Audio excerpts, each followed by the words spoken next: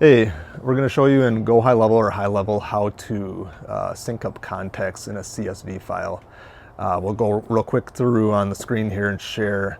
You'll just jump into contacts and then you will go to the upload CSV file. You'll want to download that from whatever your invoicing software you're using.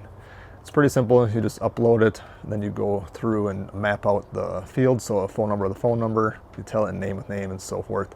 Then you just verify and upload it. And you can do this every so often if you want to do it monthly, or you can auto sync it with different programs too. All right, we'll just jump right in, share screen. Here we go. All right, so in the other video we talked about syncing up QuickBooks Online and pulling in your contacts automatically, and then when you send out an invoice in QuickBooks, so you can automatically send a review request to Google to get more reviews for your business.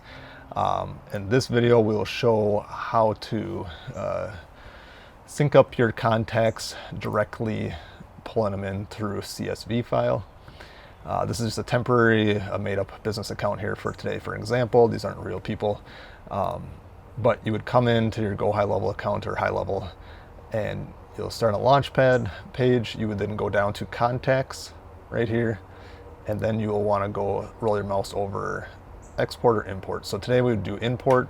So you just click on the import, then you decide how you want that to come in. Contacts we would do, so you click next, then you drag and drop your CSV file here. You can also choose and update the contacts or create new contacts. So if you're updating a new database, say you pulled it directly from QuickBooks or Jobber or one of those other sites for your invoicing, and you just want to update it every so often, say monthly or quarterly, you can say update contacts, and then it'll update them and not put duplicates of other contacts in there. Then you can map out the information. It'll just be matching up like the phone with phone. It'll say and name with name, and then you verify and go, and then you'll be good to go.